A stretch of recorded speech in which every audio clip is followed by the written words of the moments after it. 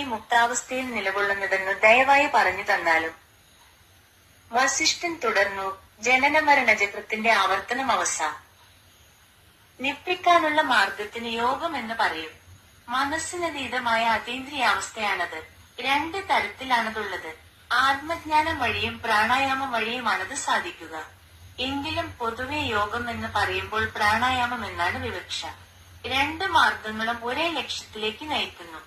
ചിലർക്ക് ആത്മജ്ഞാനം ആർജിക്കുക എന്നത് എളുപ്പമല്ല, മറ്റു ചിലർക്ക് യോഗം എളുപ്പമല്ല.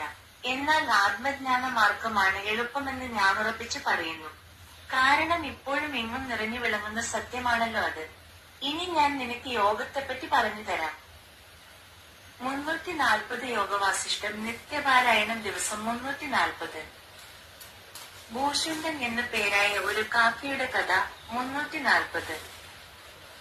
സ യഥാ ജീവതി കഥസ്ഥദേഹ യതി ജീവിതേ തദ്വേ ജീവിതം പുണ്യം ദീർഘം ചോദയമേവച്ച 6:14/11. വസിഷ്ഠൻ തുടർന്നു. അനന്തവും അവിച്ഛിന്നവുമായ ബോധത്തിന്റെ ഒരു മൂലയിലായി മരുമരീചികയായി പ്രത്യക്ഷലോകം നിലകൊള്ളുന്നു എന്ന പോലെയാണ് കാര്യങ്ങൾ. ഈ ലോകത്തിന്റെ കാരണമായ സൃഷ്ടികർത്താവായ ബ്രഹ്മാവ് താമസിക്കുന്നതെവിടെയാണ്? ആ ബ്രഹ്മാവിന്റെ മാനസപുത്രനാണ് ഞാൻ. ഒരിക്കൽ ഞാൻ ഇന്ദ്രൻ വാഴുന്ന സ്വർഗരാജ്യത്തുള്ളപ്പോൾ ദീർഘകാലം ജീവിച്ചിരുന്നവരെപ്പറ്റി നാരദാദി മുനിമാർ പറയുന്ന ചില കഥകൾ കേട്ടിരുന്നു. സംസാരമധ്യേ സതപൻ എന്നുപേരായ ഒരു മാമുനി ഇങ്ങനെ പറഞ്ഞു. മേരുപർവ്വതത്തിന്റെ ഒരു കോണിൽ അഭീഷ്ടങ്ങളെ സാധിപ്പിക്കുന്ന ഒരു മരമുണ്ട്.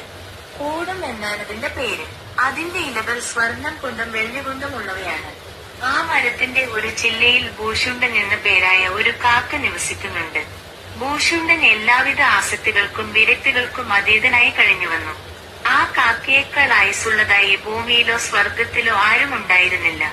ദീർഘായുസ് മാത്രമല്ല, അയാൾ പ്രബുദ്ധനും പ്രശാന്തനുമായിരുന്നു താനും. 361